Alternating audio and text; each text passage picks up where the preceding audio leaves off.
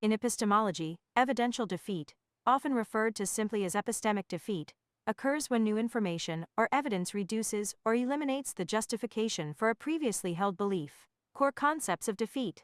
A defeater is a consideration that targets the rationality or justification of a belief. There are two primary ways evidence can defeat a belief. Rebutting defeater provides direct evidence that the belief is false. For example, if you believe your car is in the driveway, seeing it being towed away is a rebutting defeater. Undercutting defeater does not prove the belief false, but undermines the reason for holding it.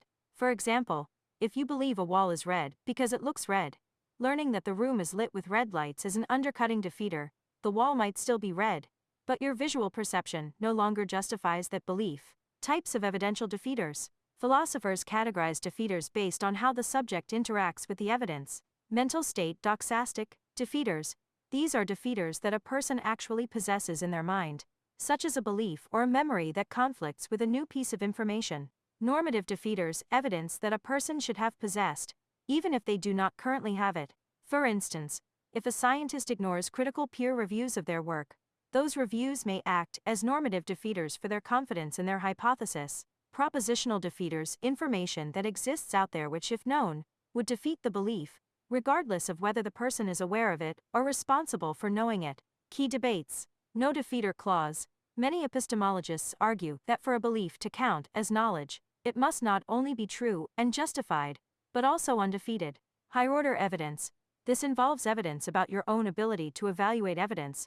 For example, being told you were drugged while performing a math problem acts as higher-order evidence that defeats your confidence in the result.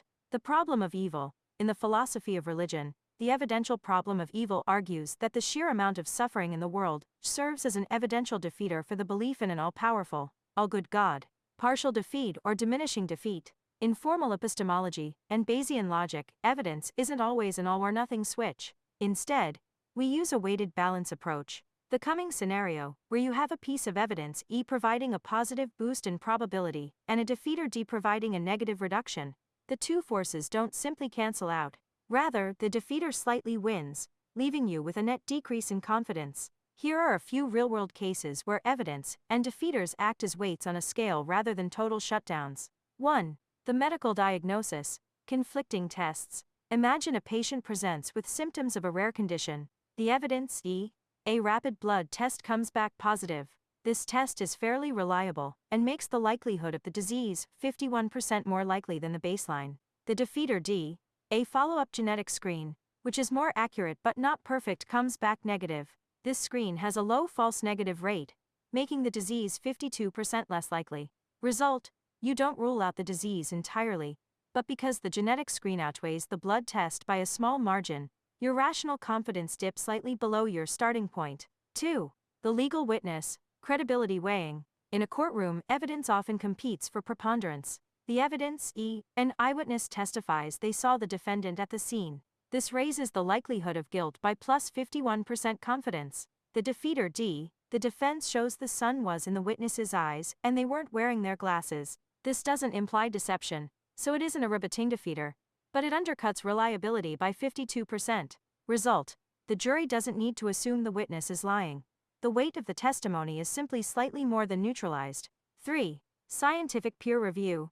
Sample size versus methodology. The evidence E. A new study with a massive sample size N finds that a supplement increases focus. The large N boosts plausibility by 51%. The defeater D.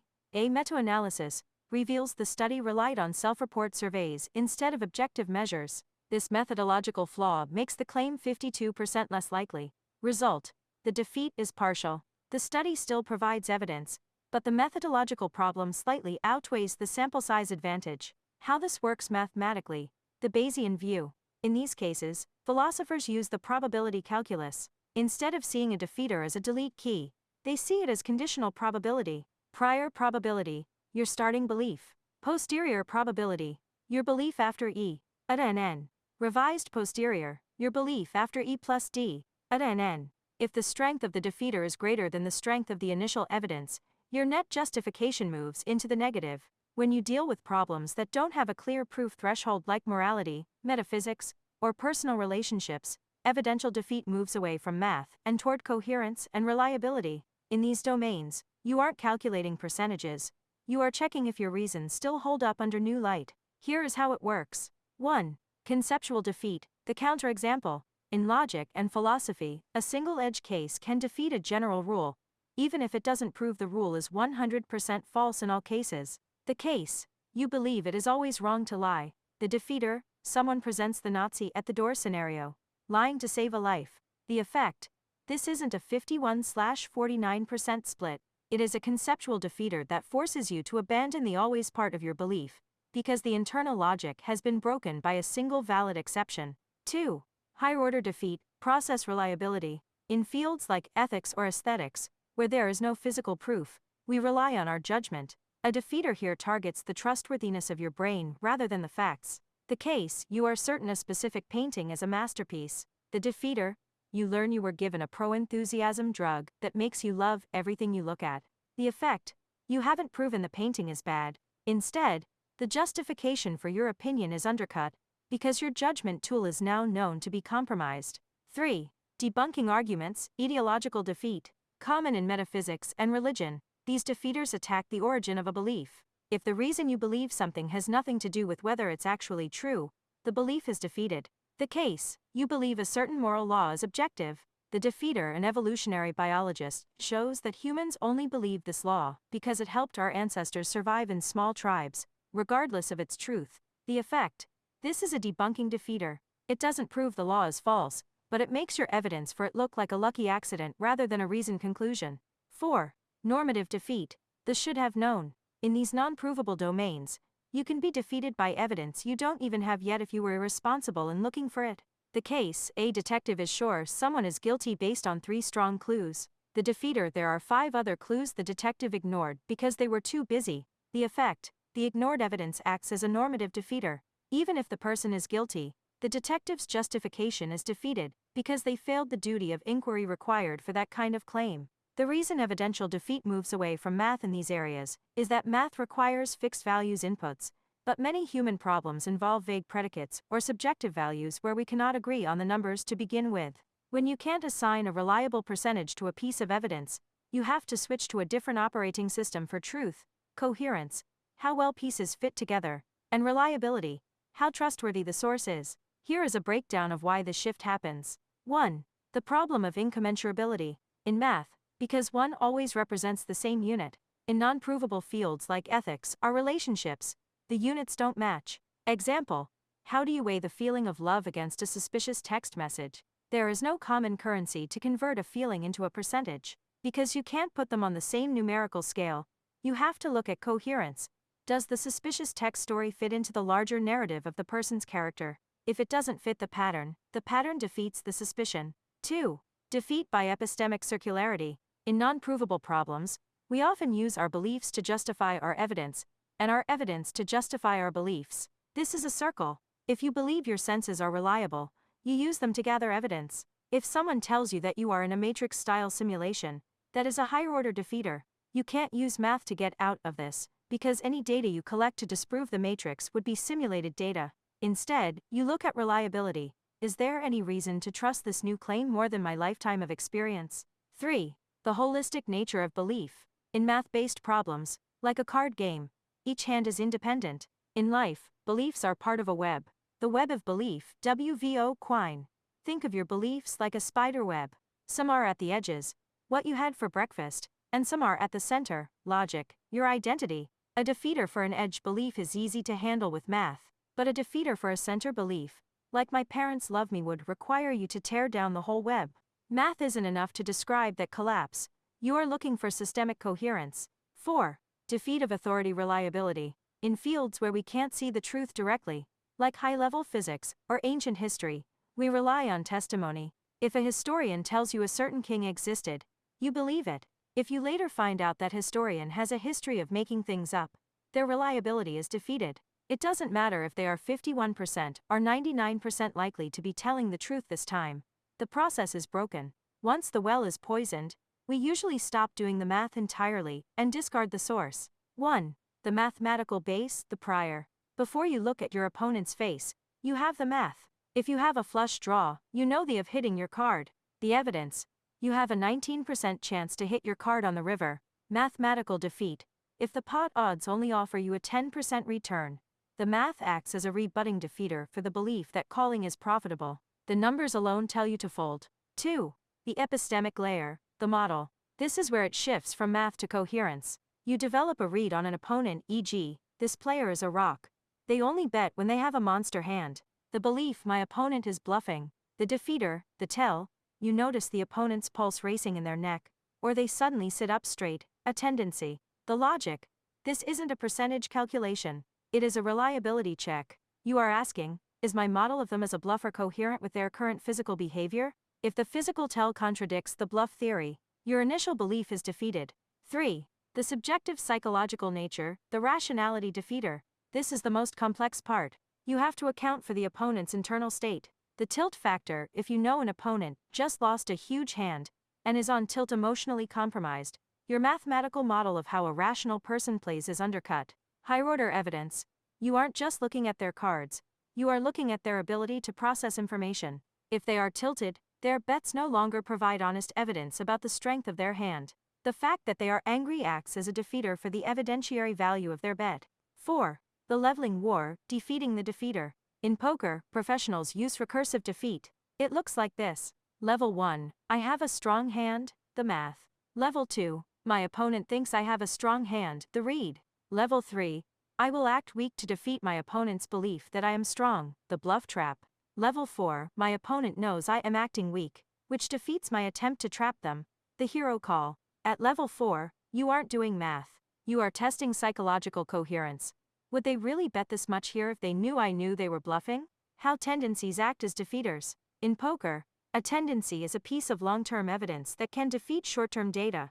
Why this isn't just math? It moves toward reliability because you are judging the source of the information, the player. If the player is a deceptive source, then a large bet doesn't mean a large hand. In philosophy, this is called testimonial defeat. If a known liar tells you the sky is blue, the fact that they are a liar defeats your reason for believing them, even if the sky actually is blue.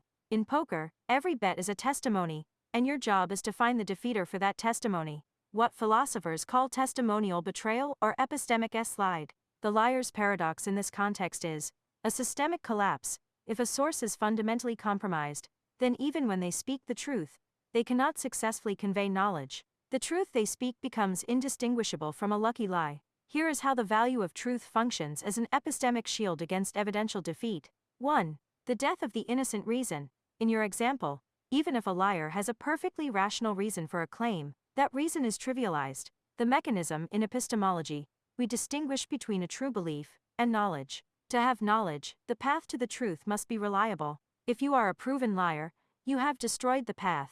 Even if you provide a 100% logical argument, your listener has a high-order defeater. This person's goal is to manipulate, not to represent reality. This defeater swallows all your other evidence. Your logic could be flawless, but it is rationally ignored because the source is compromised. 2. The indirect poisoning, the social contagion. This happens even if indirectly so. This is the most dangerous part of evidential defeat. If you lie about subject A, you don't just lose credibility on subject A, you suffer global defeat. Your truth-telling faculty is seen as broken. In poker or business, if you are caught in a dirty lie, one that violates the meta rules of the game, people stop trying to read your moves and simply stop playing with you. You have moved from a rational agent to noise in the system. 3. Truth is a foundational good, the pragmatic value. Why is holding truth a foundational good? Because it preserves your epistemic capital. Predictability. If you always tell the truth, your words act as solid ground for others. They can build complex logical structures on top of what you say. Efficiency. Truth-telling eliminates the need for leveling I know that you know that I know. The defeater-proof status.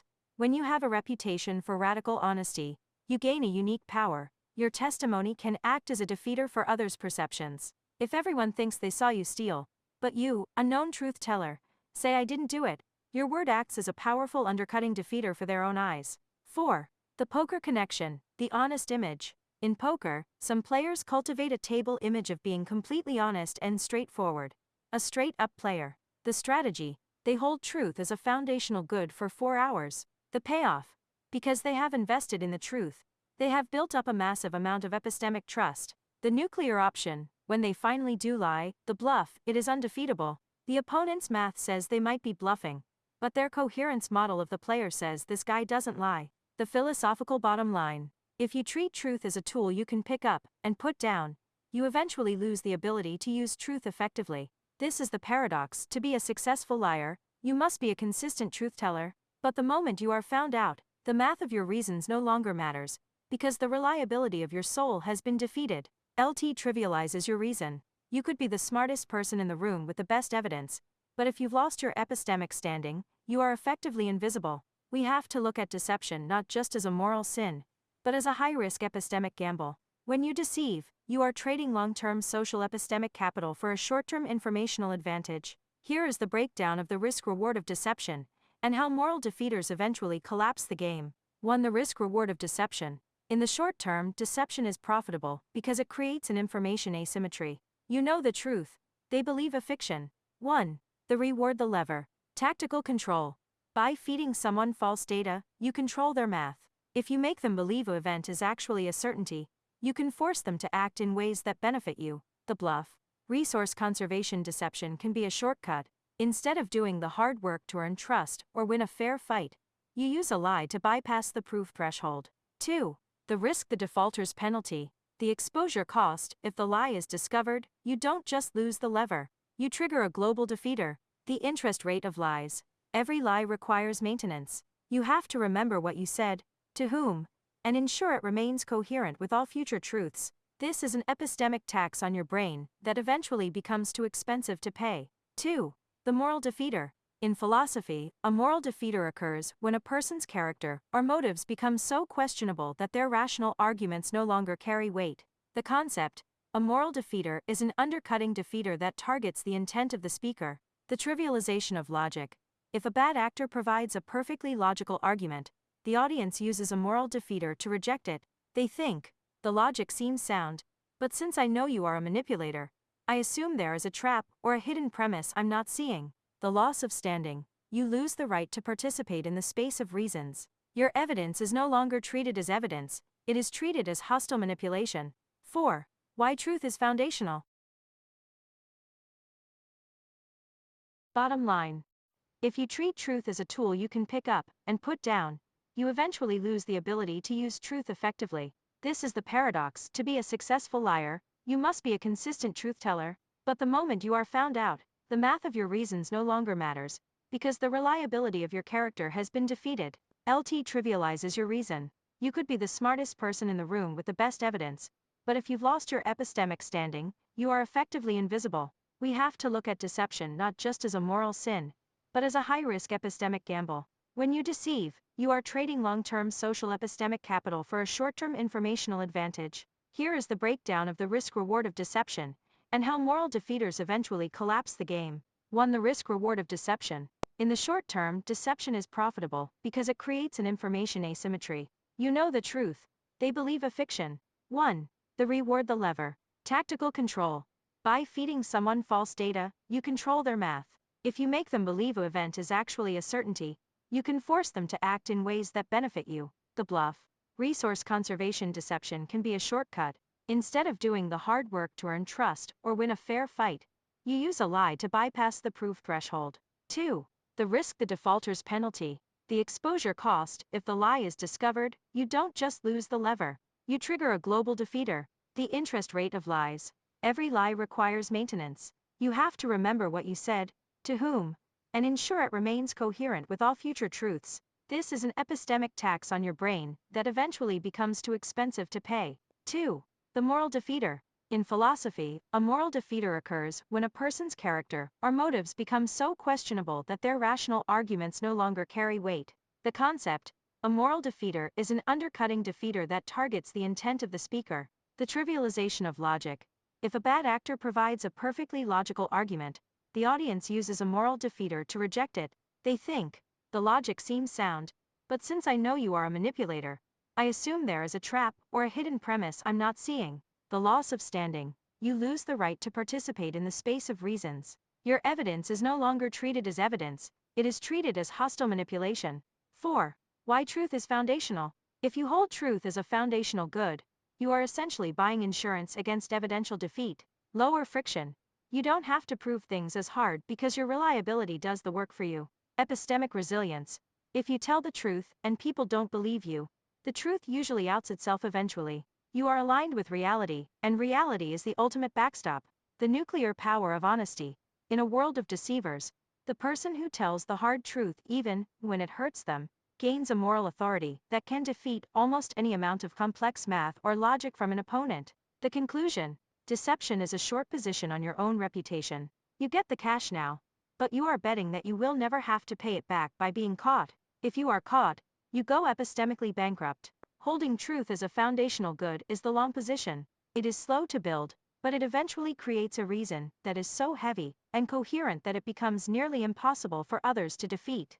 4. Why truth is foundational. If you hold truth as a foundational good, you are essentially buying insurance against evidential defeat. Lower friction. You don't have to prove things as hard because your reliability does the work for you. Epistemic resilience. If you tell the truth and people don't believe you, the truth usually outs itself eventually. You are aligned with reality, and reality is the ultimate backstop. The nuclear power of honesty. In a world of deceivers, the person who tells the hard truth even when it hurts them, gains a moral authority that can defeat almost any amount of complex math or logic from an opponent. The conclusion: deception is a short position on your own reputation. You get the cash now, but you are betting that you will never have to pay it back by being caught. If you are caught, you go epistemically bankrupt. Holding truth as a foundational good is the long position. It is slow to build, but it eventually creates a reason that is so heavy and coherent that it becomes nearly impossible for others to defeat. In game theory, the concepts of evidential defeat and the value of truth manifest most famously in iterated games, games played over and over with the same person. If you play a game once, deception is often the mathematically correct strategy, but if you play a game forever, truth and reliability become the only way to survive. 1. The prisoner's dilemma and the defection defeater. In the classic prisoner's dilemma, two players choose to either cooperate, truth trust, or defect, deception betrayal. The math of a single round. If you only play once, the dominant strategy is to defect. You get the reward, and you don't care about the other person's future opinion of you. The iterated defeater. When you play multiple rounds, a defection in round 1 acts as a global defeater for all future rounds. Once you defect, you have provided the other player with evidence that you are unreliable. The result: the other player will now defect against you indefinitely to protect themselves. By seeking the short-term reward of deception, you have defeated the possibility of mutual gain for the rest of the game. 2. Tit for tat. The epistemic strategy. Political scientist Robert Axelrod ran a famous tournament to find the best strategy for the iterated prisoner's dilemma. The winner was tit for tat. Its success is based entirely on the principles of reliability and clarity. Be nice. Start by cooperating. Signal that you value truth trust. Be provocable. If the opponent defects, you defect immediately. Provide a defeater to their deception. Be forgiving. If they return to cooperating, you return to cooperating. Be clear. Don't be clever or tricky. The lesson: tit for tat wins because it is transparent. It eliminates information asymmetry. It makes your behavior so predictable that the other player realizes the only rational way to play with you is to be honest. 3. Signaling theory. The cost of truth.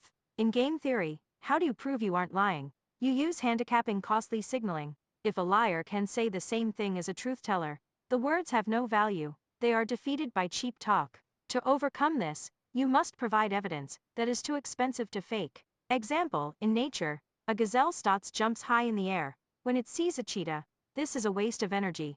But it signals, I am so fast and healthy that I can afford to waste energy. Don't bother chasing me. Because a sick gazelle cannot fake this, the signal is honest. It defeats the cheetah's belief that the gazelle is easy prey. 4. Zero-sum versus non-zero-sum deception. This is where the poker logic meets life logic. Zero-sum, poker war, my gain is your loss. In these games, deception is a tool. Your goal is to defeat the opponent's model of reality. Non-zero-sum, marriage, business, society. We can both win if we coordinate. In these games, deception is a poison. The game theory trap: if you treat a non-zero-sum game like a friendship, with the logic of a zero-sum game, like poker, you trigger evidential defeat.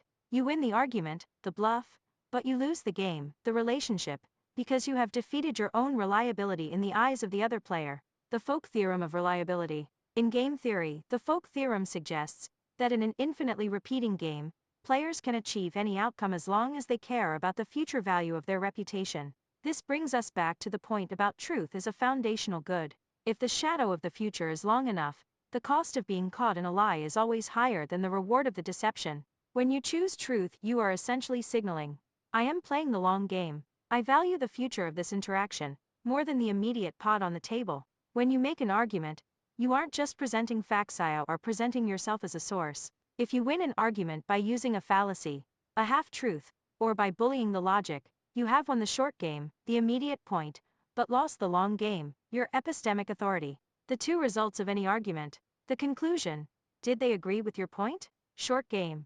The standing. Do they trust your next point? Long game. If you prioritize the conclusion over the standing, you are effectively cashing out your reputation for a single win. In game theory, this is called burning the bridge. It works once, but you can never cross that river again. Why the long game is the only rational move. The power of concession. In the long game, admitting you are wrong is actually a win. It provides honest signaling to the other person that you value truth more than ego. This makes your future arguments undefeatable, because people know you wouldn't say it if you weren't sure. Reduced verification costs. If you play the long game, people don't fact-check you as aggressively. You save time and energy because your reliability acts as a buffer. Compound interest. Reliability compounds. Over time, your word becomes worth more than another person's proof. The poker test for arguments. Next time you're in a heated debate, ask, if I bluff this point to win right now, what happens to my table image for the rest of my life? If the answer is they'll never fully believe me again, then the cost of the argument is higher than the value of the win. You have triggered an undercutting defeater against your own character. This is the importance of not crying wolf and assessing the weight of a defeater.